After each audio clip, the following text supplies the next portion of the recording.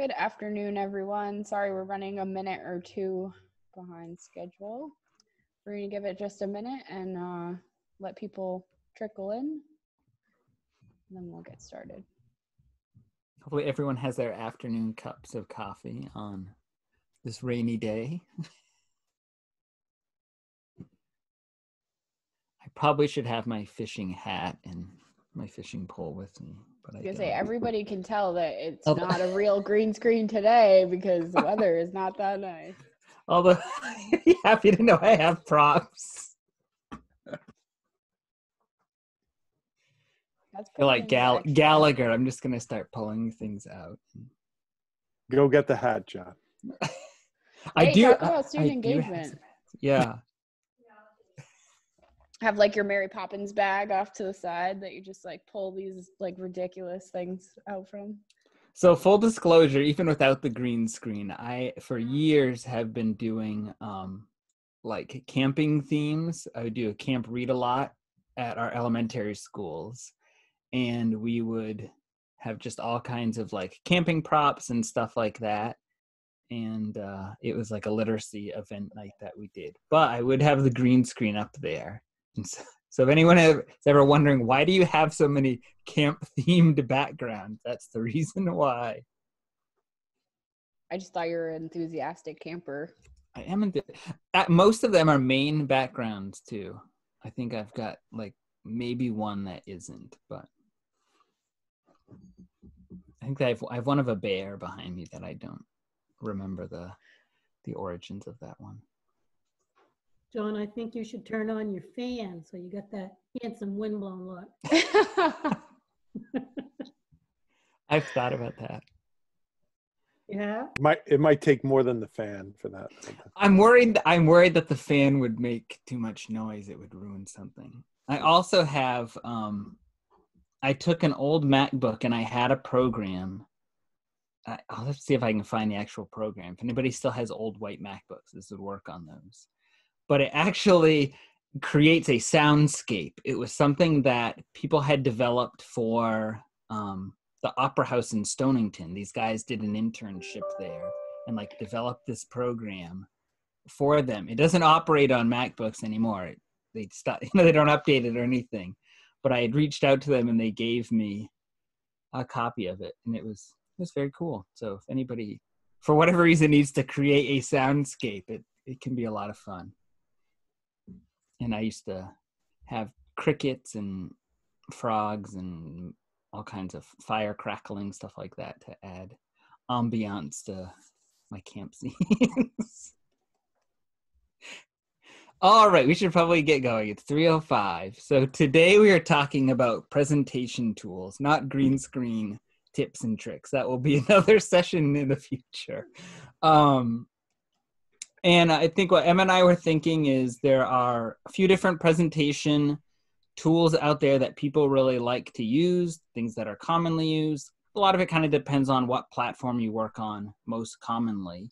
So I think maybe the best way to start is to just go around, since it's kind of a small group, and people can maybe share if they have a presentation tool that they like to use. And actually, maybe people just put in the chat where they're from, what they do, and if there's a presentation tool that you like. So, for example, Google Slides, PowerPoint, Keynote, Prezi.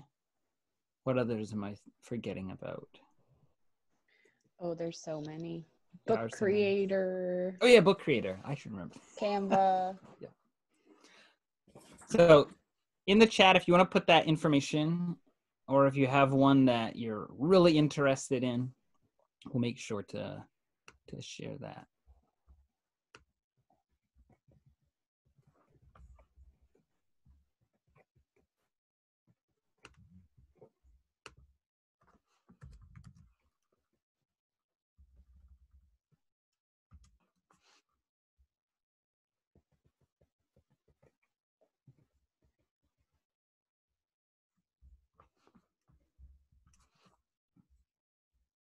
Elizabeth, are you using Pear Deck with PowerPoint or with Google Slides?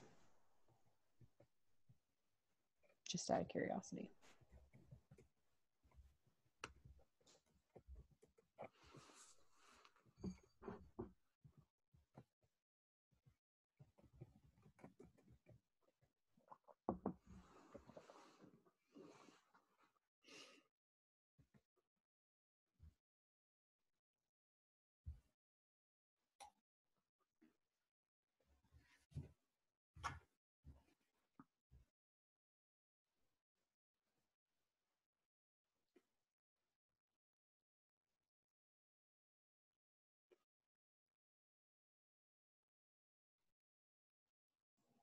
Yeah, We Video is another one.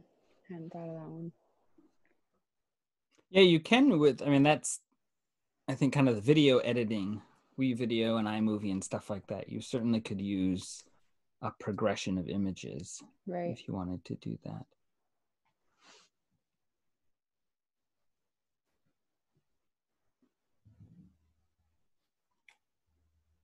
Oh, Nearpod's interesting because it's definitely something you can use as kind of a presentation model.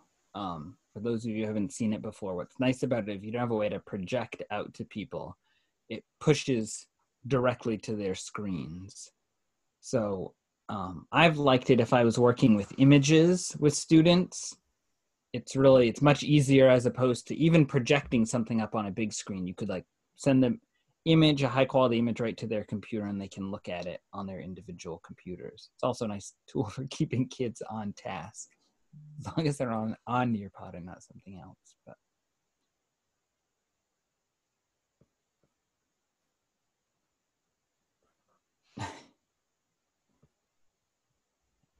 all right, well, I guess we can kind of start showing. So it seems like some people on here have a variety of experience with different tools. And since I have it open, and Paul is the only one that I've seen mention Book Creator so far, and Emma brought that up, I'm going to take this opportunity to talk about Book Creator. So, Paul, you've been rolling that out with your teachers this past year or so?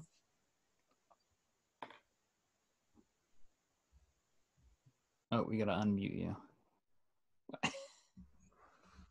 Sorry about that. So I was introduced to it at Actum, October 2018. Right, that was my first year in the tech integrator position. So that was my first Actum actually, and there was Holly Clark's session. Yep. If you know her, yeah. Yeah, so it's a very simple, easy to use tool, web based for creating a book. Yeah, so I'll show Book Creator just briefly. My thinking was that maybe if people didn't mention it, maybe they're not using this. So this works across platforms. For a long time, it was exclusive to iPad, and it was a paid app. I believe the app itself is still a paid app, but I mean, I feel like a lot of people bought and got the licenses, but they recently opened up, kind of changed things a little bit so you can use the web-based version. I haven't used the web-based version on the iPad, but I've heard people say, you know, you could do that if you didn't have the budget to pay for it or whatever. But for people that use Chromebooks or, you know, other devices, it's a really great way to just kind of collect some information, and it basically forms like a book. So I can show you one that I had set up just to kind of demonstrate this. So you can put in, you know, your title, everything slides around pretty easily. So there's my cover page. If I progress forward, so you've got a lot of tools in there that you can use. If you hit the plus button, that's one of the keys. You always have to hit the plus button. You don't just start clicking and typing. So in there, you can add text. So if you wanted to add words, the pen tool does that little squiggle that I have in the middle.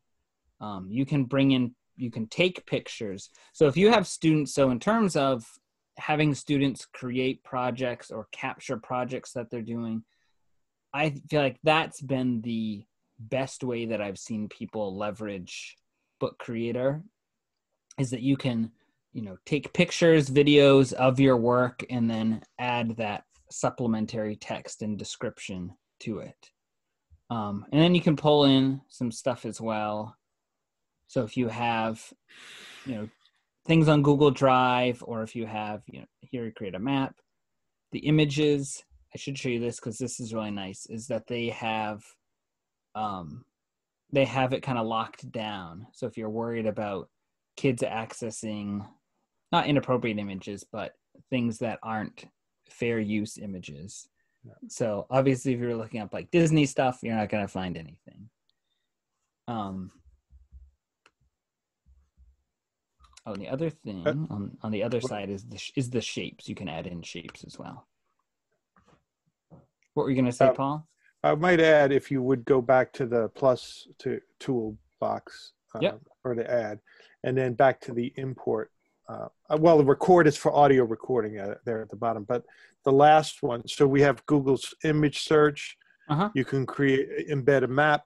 Files is local navigation. Drive, you would navigate your drive. But the last one is embed. You can embed like a YouTube video, for example, by putting in the link. I don't know that I've ever seen that before, but that's awesome. So so it's definitely, I think sometimes when you first see it, it's kind of like, it's like you make a book and you can put stuff in it. But I think the simplicity of it, that's for the elementary level. I've loved that. And really, even at a higher level, it's so easy to use, but you can pull in such a wide variety of things. I feel like that makes it really useful. John, can you show people what a completed book kind of looks like?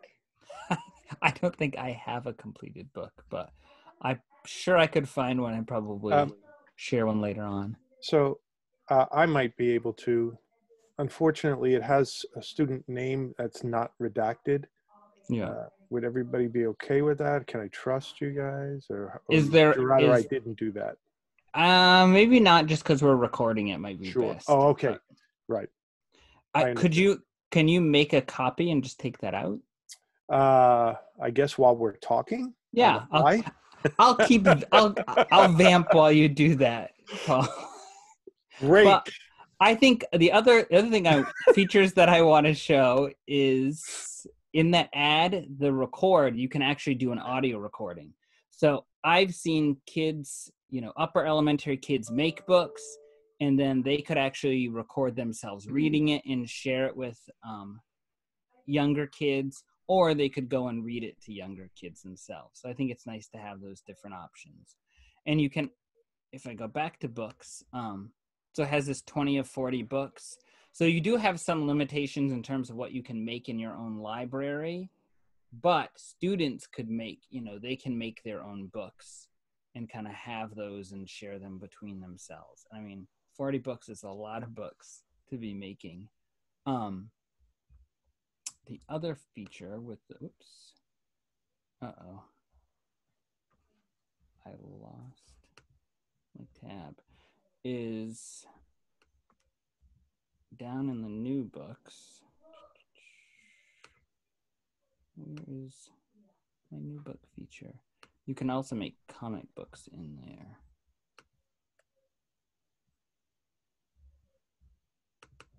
Why am I not seeing the new book part? Oh, new book up here. New book. The button that says new book is how you make the new book. So down here at the bottom has all the panels for making a comic. And what's great is you can like drag images in there and it snaps right into the place of the box. So if you have kids that are really into graphic novels, one of the things I found is kids often, they really like to draw the images, but the delicate writing to get in the text bubbles and stuff like that, or measuring out all the panels, those pieces, sometimes it's just like they don't have time for that. So I think that's one of the things I found is that some kids really like doing comics, doing graphic novels, and it's a nice tool that they can use that with. And you can take the picture, right? If you've hand drawn something, take a picture and snap it right in there. Any questions about Book Creator? Gordon kind of asked what the difference between this and like Google Slides would be in the end user view. So with this, when you go to view,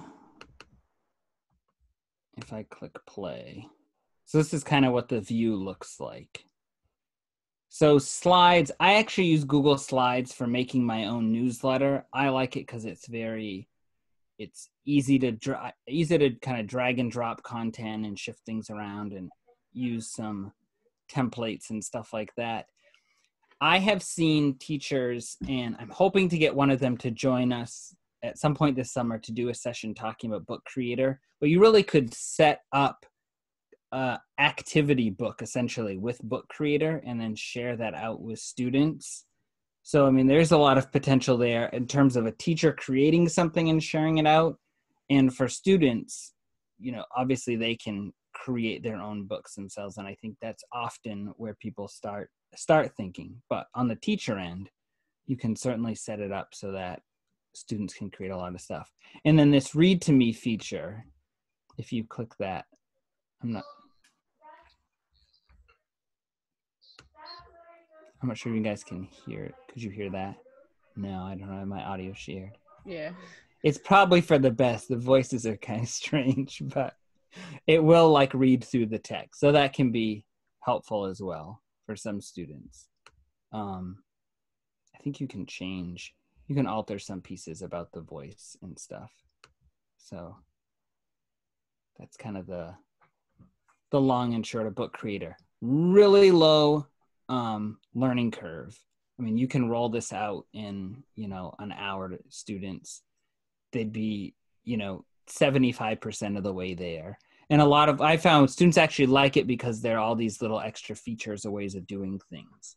And at the elementary level, that's huge. They get really excited if they figure out how to do, you know, even the tiniest thing. I had a student one year that he like uploaded an image, but then he used the pen tool to draw over the image and then would take the background image away. So it looked like he had drawn something really, really well. And it looked really amazing. And it was kind of just this interesting little art technique that he figured out. Paul, how are we doing? Not very well, because Okay. what I had done, one of the ways for Book Creator is it creates an EPUB file. So in terms of sharing out to say like a parent, you can create an EPUB file, and then if they send it to a Mac, it's going to open in Books, which is the default app for books.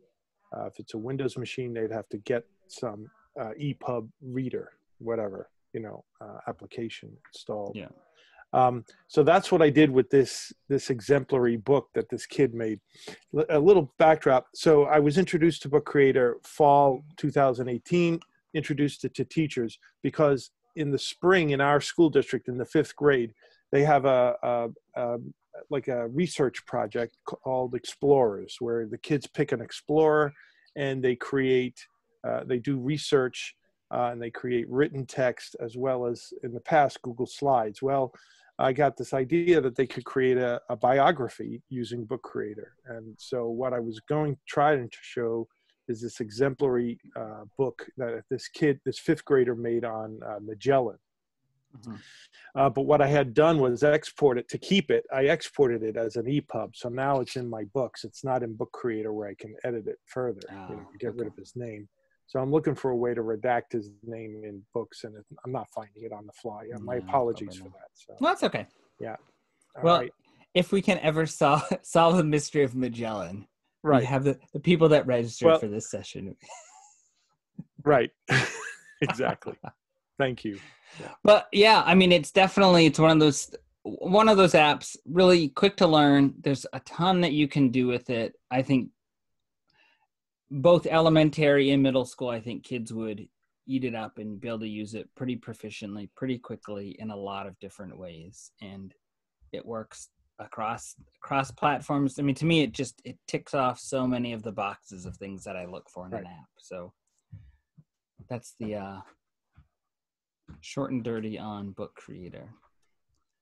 Emma, is there a presentation app that you wanted to show or share? Yeah, so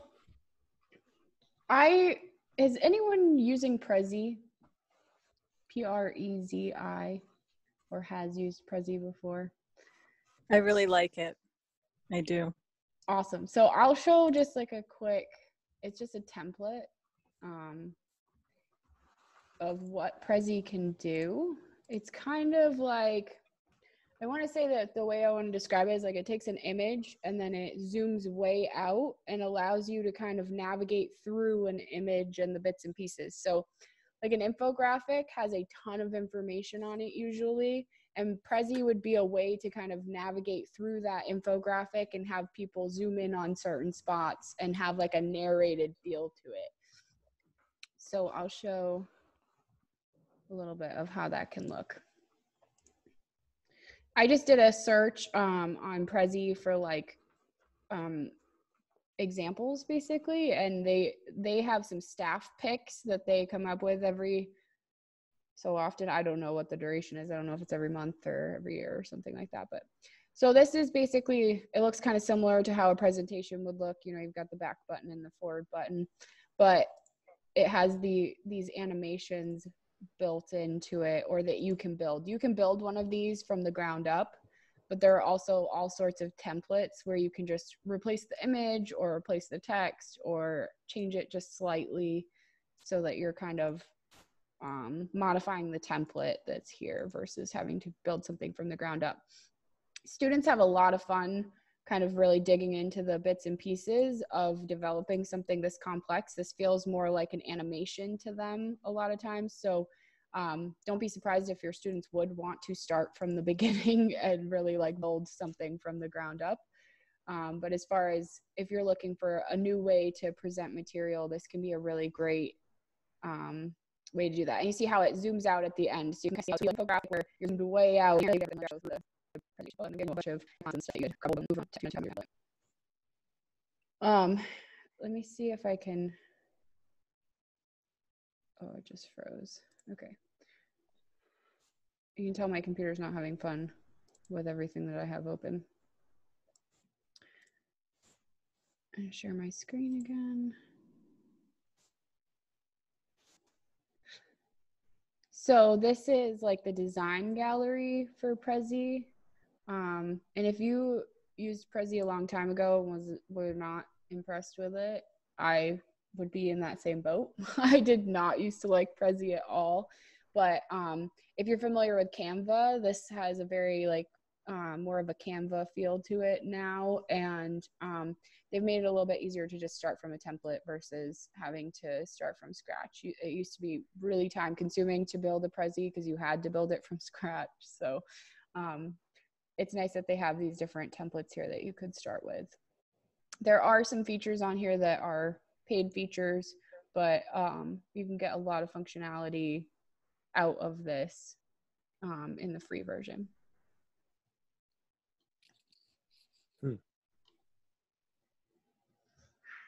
So you'd kind of mentioned templates and the use of templates. So one of the things I wanted to share, going back to mine, is two template providers, Slides Carnival and Slides Mania. And there are a lot that are out there. These are two that I've really enjoyed looking through. Slides Mania I follow on Twitter, so they will often tweet out if they have something new and exciting that they share. So if you're ever kind of feeling like, I'm tired of using like the same old, you're trying to look for something different, this can be, either of these are a great place to look. And what I like about it is they have not just kind of the template that has all of the colors and designs and stuff like that, but they also have the different icons. Let's pull one up just to kind of show you. So if you go through the preview, you can see like the different slides, but like the icons, like this rocket ship and planet and stuff like that, they have all those little icons built right into it, so you can just kind of move them around within the slideshow. So that can be a nice tool if you're kind of feeling like you've seen the same sort of presentation, or you're putting together the same presentation, or you're looking for something a little bit more thematic. Those can be some nice resources to use to break out of doing the same old. When my teacher, when I did my student teaching, would joke about PowerPointless presentations. He said, anytime you're giving a presentation, you've got to make sure that, the presentation is being enhanced by you talking. People can just look at the presentation and they don't need you, like adults don't need another adult to read slides on a presentation to them. So I took that to heart. They always say that people will either read your slides or listen to you, but they will not do both. So you can't have too much text because then people get bogged down trying to read it and they miss what you're saying. So we a lot of times use our slide decks as just ways to share resources and kind of imagery primarily. So like if you were to look at one of our slide decks without like the actual session with it, it probably would not make a whole lot of sense because it's very much like an accompaniment to the presentation that we're giving. Does anyone have any like specific questions or thoughts that they're trying to troubleshoot about like any presentation tools or just presentation best practices or anything like that?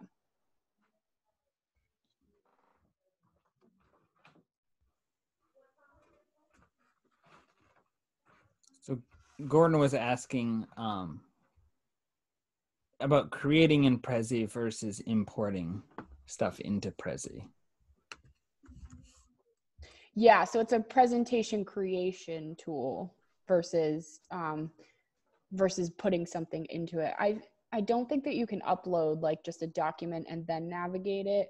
Although you could use the tool ThingLink to do a similar type of thing. It's not as dynamic in the zooming in and out, but I'll put both of those names in the chat. So if you want to check them out, you can.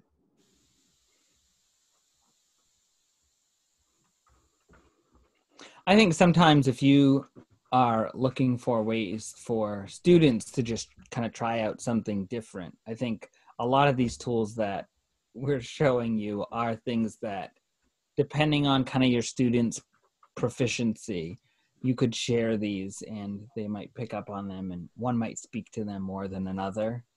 But I mean, essentially the idea is to kind of be presenting information. So the way that you present that information, I mean, that's always the main thing. So if you are having students create a Google Slides presentation with the idea that other people are going to look at it and be able to get all of the information from the slideshow itself, I mean, that's very different than what we were kind of talking about a few minutes ago, having some sort of presentation that's an accompaniment to someone talking or actually standing up and presenting information. So those are definitely some key points to keep in mind in terms of if you're having students create a presentation, which of those two avenues are you wanting them to walk down?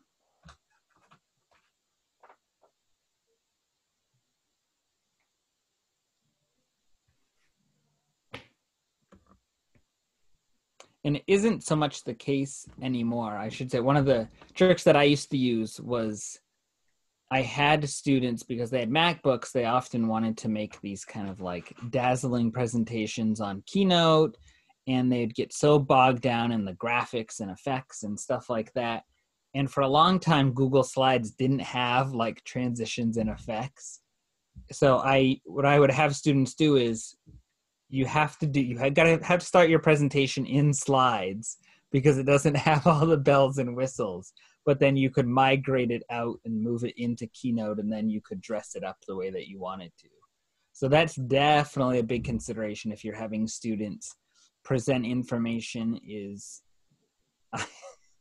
I certainly looked through some very well-designed, very exciting looking presentations that have very minimal content in them. Right. Kind of related to that, if I may, Yep. John, in the book creator.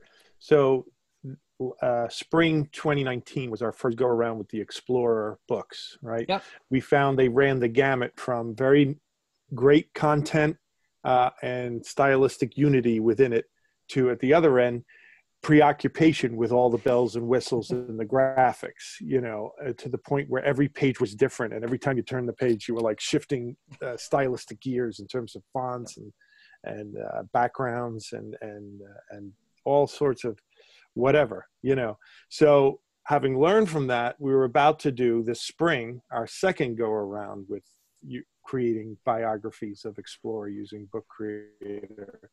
And we definitely thought we needed to prioritize the quality of the content first. Yep. So kind of related to what John was just saying, we wanted certain content parameters met in just Google Docs, period, just in terms of the text that, that we were looking for for the biographer in terms of having substance to the text, and then present it in, you know, with the bells and whistles, you know, and pictures and maps and links and video to enhance the quality of the text. But yes, we found the first go around, it ran the gamut in terms of the substance of the text. Yeah.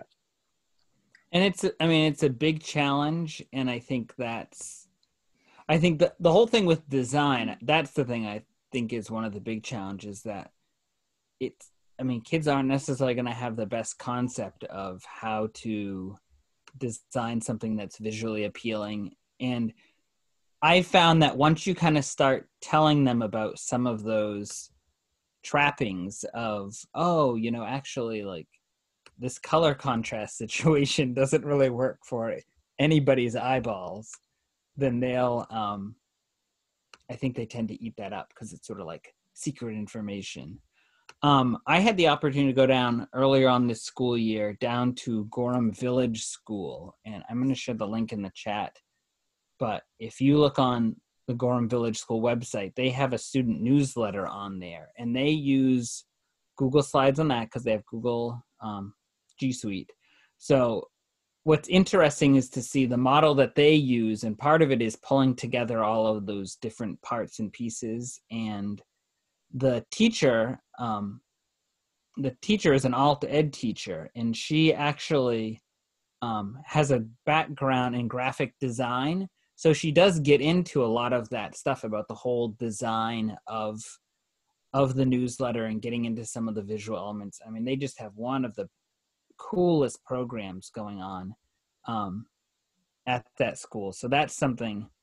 It's called the Village Times, and they only got to do a couple this year, but I got to go down as they were working on one of them, and it was amazing to see these 3rd, 4th, 5th graders who were creating stories, doing video interviews. I mean, it's more than just kind of like a paper newsletter. I mean, it was really like a multimedia piece, and it was really awesome to see.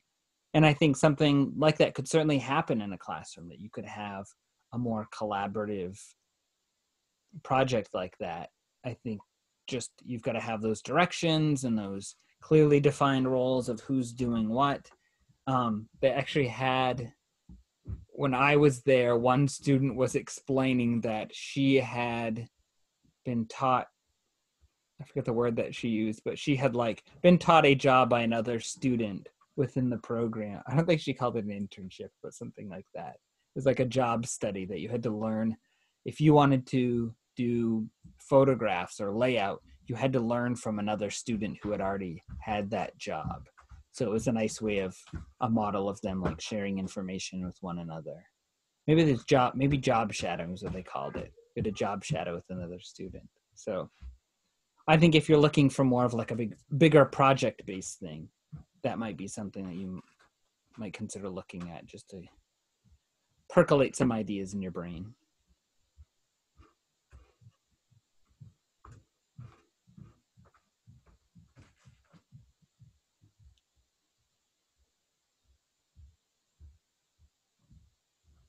So Gordon was asking about drawing tools that people have used. So if you're just kind of doing like freehand drawing, which obviously can be very difficult on many devices. I don't know if anybody has any drawing tool suggestions. Yeah, kind of related to that, I would also be looking for digital whiteboard options people have used and found successful, especially as we're looking forward to more student engagement and remote learning possibilities. You know, just throwing that out there. Yeah. I would suggest, I haven't used it a lot myself, just kind of enough to break it in, but Jamboard, if you are a school that uses Google Apps for education, migrates really nicely. Yeah, I had heard of that, and I asked our Google admin to enable it, which he did recently, and I just haven't had the time to explore, but it does have to be enabled at the admin end, just so you know, in the admin console. So I'm sorry to jump in. Oh no, that's exactly that's what we want. I was telling Emma the other day, I was like, I've invited some of the tech integrators. I'm glad when they show up because I feel like they always have great ideas. So that's what I was looking for. People who want ideas and people who have ideas. Gordon, was there something you wanted to say? You certainly can speak if you want to. Hang on. Again, just a general question since we're throwing out all of these different suggestions. This is not going to look that great because admittedly I haven't opened it to start it yet. Yeah. This is the tool that I have. It basically looks, just like an iPad, mm-hmm. But it's a surface that you connect into your computer and free draw on. The example that the teacher used who suggested it to me was that when he is doing remote learning with his students, specifically say doing math, whereas in class we would be going up to the board and writing out examples and say, we'll see, when you cross multiply here, or we can reduce these fractions, that sort of thing, and you're writing stuff out, you're doing the exact same thing on this board, and that is what the students will see on their screen. Mm-hmm. They'll see the screen, they don't see your hand, there's a pen, they'll see the what you're writing on this board. Mm-hmm. In order to simplify what it is you're talking about, simplifying fractions, doing grammar in parts of a sentence, mm-hmm. Doing art. And I don't know, again, it's brand new to me. It's fascinating. I got it so late that I didn't have a time to really work it in for this year's material, but it's something that I'm looking forward to for next year. But I was just wondering if anybody else had an experience with that kind of device, I guess. What's the name of it? It's called an XP pen. It's an additional device that you hook into your computer. Via USB? Yes, through a USB port. Yeah, through a standard USB port. Yeah. As opposed to Bluetooth or something like that. Yeah. Yeah. No, it's through a USB port. The basic idea is that it's the high-end models it's a company, and the high-end models are specifically geared toward graphic designers. Yeah. So the one I just got for a whole lot less is their really basic model that is in fact specifically designed for educators. It has, all of the basic features. You just can't do, incredible graphic design work on it. But it allows you to work freehand in a virtual classroom. Mm-hmm. Again, I mean, I don't know if that's a feature that touchscreens have. If a school is working with touchscreens where they're able to act, where a teacher would be able to write on their screen and have it appear to the students. I think you can. I think one of the challenges is it kind of depends on, the app you're using, the device you're using. I mean, there are a lot of different variables in there that can make that from very frustrating to, it works okay. I've found that those like what you're showing, like an external tool like that, it's always going to work much better. But obviously, like you were saying, there's a price tag involved and not everybody can do that. But I think that's definitely an option. If you're finding that you really need something like that, there are certainly options out there. Right. You could use a stylus pen like with an iPad, Apple Pencil kind of thing. Yeah, right. Yeah, that technology spans like way far back too. Like Wacom's have been around for a while too, so they just keep getting more advanced. So even like the older ones are still like really effective for things like math. You don't need precision art for math. So unless you're doing some high level geometry maybe. But so like even if you have a lower end one, it could still certainly serve a really useful purpose. Thank you. Yeah.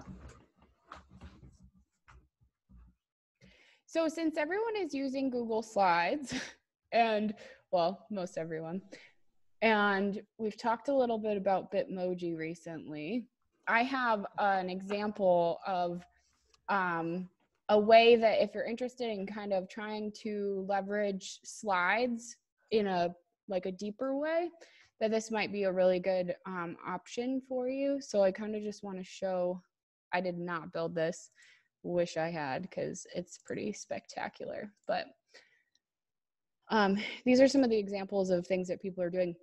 You wouldn't necessarily have to have Bitmoji to use some of this functionality, but one of the things I like about this model is that this is just a Google Slides presentation, but because of the way that she's hyperlinked to the next slides, you have a full progression through this learning experience, instead of having to instead of this being used as a presentation, this is being used as a learning tool. So it's just kind of a different way that that the same thing is being leveraged, basically. And some of these things are hyperlinked. You can see the mouse changes. So you can hyperlink images, you can hyperlink all sorts of things. You can hyperlink to the next slide so that you could have a next button here that somebody just clicks and they go to the next. You can see that this person has kind of put some stuff in here. Some people think less about copyright concerns than others, so keep that in mind if you're looking for examples. Some are good examples of what not to do as well. So design-wise, though, I really like this because you have the learner progression there, and this isn't being used to deliver material to them. This is being used as something that they can click through on their own. So just when you're thinking about the tools that you're already using, and I can drop the link for that in because that's something that somebody, I was gonna say, that's somebody who's shared that with people. So if you're looking for ways to kind of leverage the tools you're already using in a different way, then starting to think about some of those features, like the animation features of slides or PowerPoint, and the ability to kind of progress through something. So I just wanted to share that because that always gets me so excited when it comes to I had one that I saw recently that was, oh, and that's my copy, you guys. Hang on, I'm gonna have to share that with you because it's locked down. I just realized that right after I dropped it in, oh, that's not gonna work. One second. I had one recently where I was able to, I think I'm gonna have to drop a new link in. I got really excited because I was going through it as a scavenger hunt. That's what it was. It was a linked scavenger hunt. So she had, I wish I could find it, but I can't find it. I was on a different device. I've been looking for it for the past 15 minutes, but she would have an audio clip that you would click on, you'd click on the teacher for the prompt for that slide.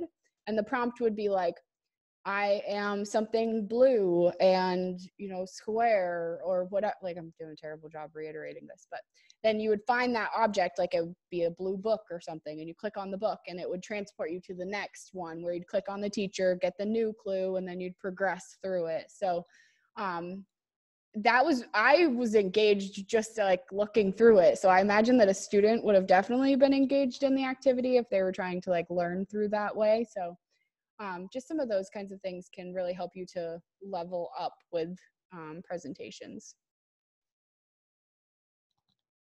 So how do you create that then, that from?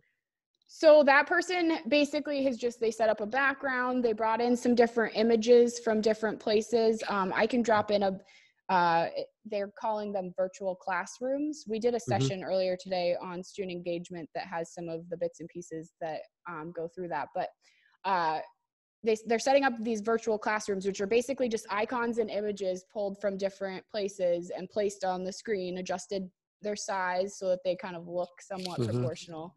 And then you can just hyperlink the different things that you want hyperlinked. So it's basically just building an image that is then clickable when you put it into present mode.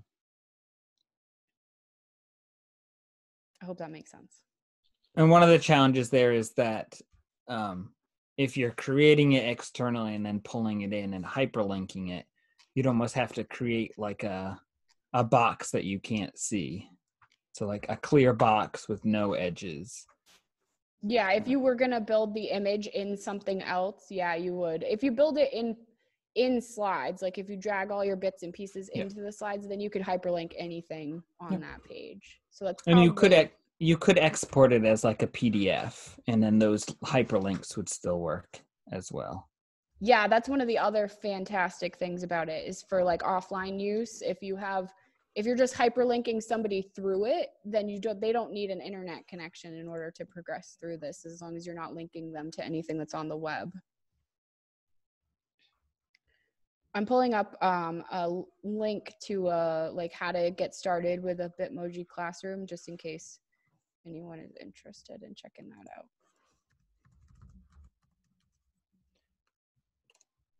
Actually, it's funny because I had used that same idea for my last newsletter. I had kind of Easter eggs within my newsletter, so they were literal Easter eggs. But if you clicked on them, they took you off to other little things. So it's kind of that same idea. And I think a lot of times people within a Google slide presentation, embedding a video or putting on pictures and things like that seem really obvious, but to make it interactive seems like a less obvious way to use it.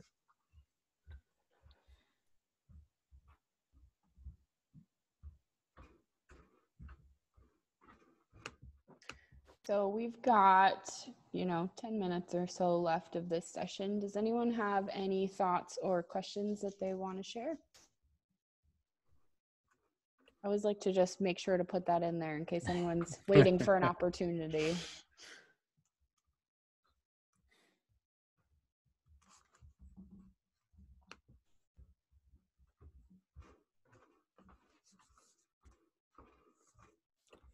I love how you're laying the breadcrumbs for Bitmoji Classroom. Well, I was just going to say, this is the summer project, figure this out and create these. I think in terms of, in the fall when, if we don't come back physically, I think people are going to be trying to find those, those outlets. And I think that's definitely a way to go about it. Yes, and I think that when it comes to remote learning, I can't help but drop those Bitmoji crumbs because I can see the way that it's lighting both teachers and students up. Like teachers are having fun building these classrooms. I'm part of a few groups on Facebook where they all joke about it being addicting, kind of like Sims or, Zoo Tycoon, those types of things. Because once you get into it, I've seen side-by-sides. I'll drop the link in for the Facebook group just in case you're interested. But I've seen side-by-sides of like somebody's in-person classroom, and then they've worked so hard to like build their virtual classroom. So it actually really looks similar. So some of that stuff is just really cool. You can't beat it when it comes to remote learning. Remote learning can be so isolating. So anything we can do to break that up, I think, is a win.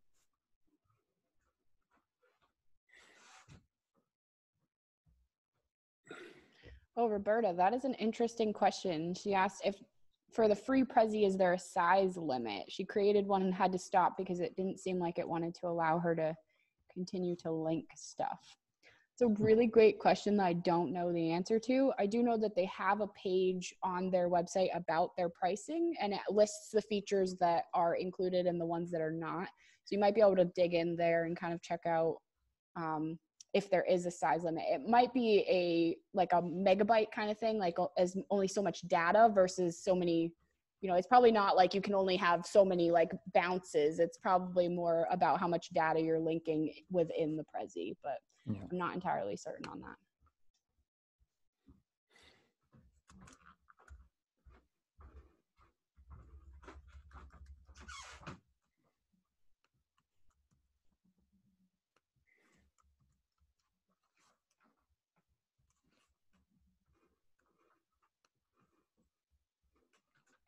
I had to tell the admins of that Facebook group that I've been getting them a lot of attention because because I have been putting that in just about every remote learning session we've had, because it's just been a very inspiring group. You know, that's one of those ones where I haven't seen any negativity. It's all just been educators inspiring one another to leverage the tools they have. So it's been very cool. I hope you get a commission. And it's not in Bitcoin. Make me a moderator at least or something, right? I'm like their silent promoter. I've just learned so much from it, just being a part of it. Josh was asking if it's only for mobile devices. So you have to, I think you have to have a mobile device to set it up initially. You have to be able to download the app. So it could be an iPad, but it has to be app compatible. Once you download the app onto your device, you set up your Bitmoji, and then you pretty much could never open the app again after that and be set, because you can add the Bitmoji Chrome extension. I'll show you that real quick. I have it. And then I do everything from there. I pretty much the only thing you'd have to open Bitmoji for is like if you wanted to change your hairstyle or something like that. But if you've got it set up, then you really don't need to go back into it. I gotta have something to actually drop something into.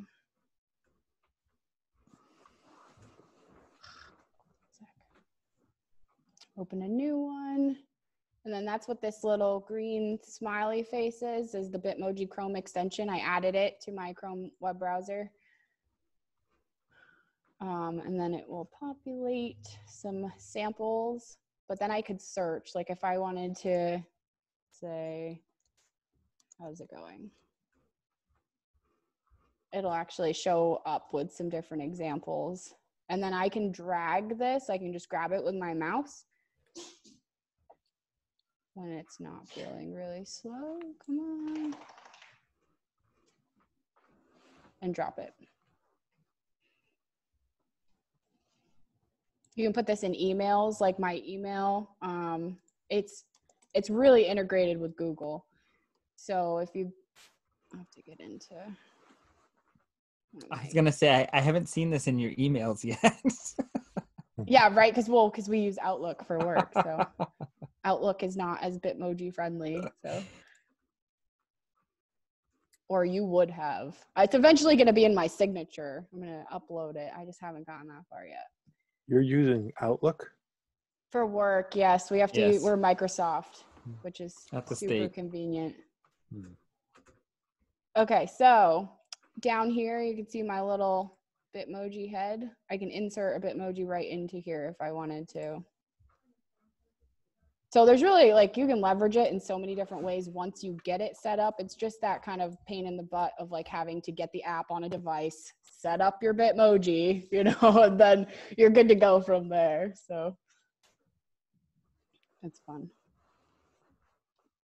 Oh, Margaret, she's requested to join the group. Yay! We're gonna get some more Maine representation in there. I just joined. See, I'm telling you. I'm gonna have to write to the moderators and be like, you see all these Maine people? Thank me.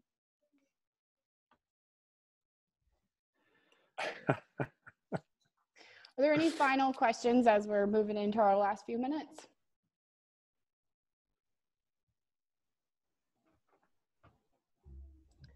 Emma, I have a question. I had made up a Bitmoji on my Chromebook for school through my school account. And I'd also like to use one on my personal iPad here at home. Do they transfer? Same one, or should I do a new one? Are you signed into your Chrome web browser on your iPad? I can. Because if you do that, then you could use it on your iPad. But you it would sign into the Chrome web browser with your school email address, and then you'll get the same functionality as what you have on all of your other devices. Okay, good. Thank you. Absolutely. You guys are all awesome, showing up at 3 o'clock in the afternoon on a Thursday to talk about presentations. I give y'all props. Got a lot to do with the teachers. Thank you. I think it's been really cool to see, you know, some of the different topics. We've been trying to, you know, try to figure out just like I'm sure you all have been trying to figure out things about, using technology right now. I think Em and I are trying to figure out, let's offer something about this or something about that, and just trying to figure out, where do the interests lie and what do people need? What are they looking for? So I think we'll be continuing to do that throughout the summer. And one of the things that I know that we're both really excited about is I think people have done so much, PD over Zoom and stuff that I think offering that up, even when things get back to normal at some point in time or whatever, that people will be more receptive to doing that. And I think that really will allow us to have a much greater capacity and be able to touch a lot more people than trying to roll out to a school and get everybody there.